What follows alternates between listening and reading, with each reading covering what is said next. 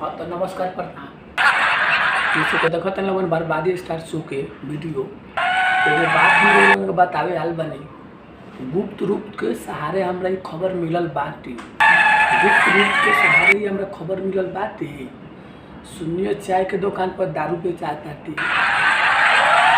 सुनियो चाय के दुकान पर दारू बेचाताटे। ती कार्रवाई करे के पड़ी हमरा।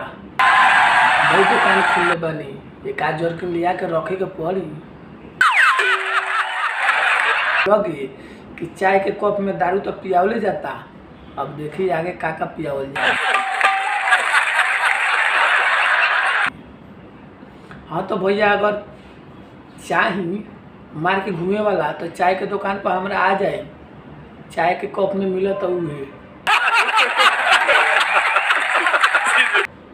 हम तो बोलन के एक एक तरीका दे कि चाय पिए के बहाने दुकान पर हमरा आई आ एक पैक मार के साफ काढ़ा निकल जाए।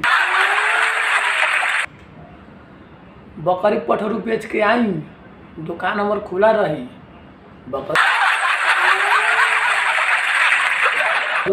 बकरी पठरू बेच के आई, दुकान हमार खुला रही। आर वह कबो रोक टोक ना होई, बस माल दिले चली। यही लिए हम रोग लोग खातिर एगो दुकान खोल कर रख दिले बनी।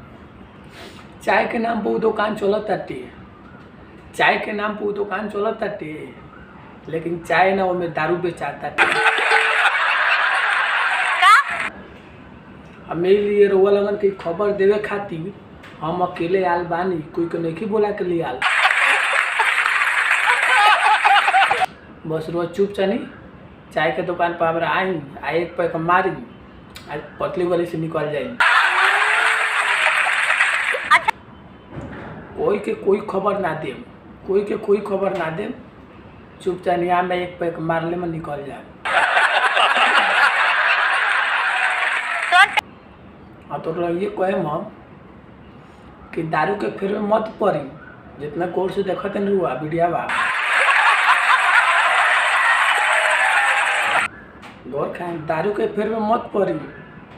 चाय या कुछ अच्छा चीज खा के निकल जाएंगे। अब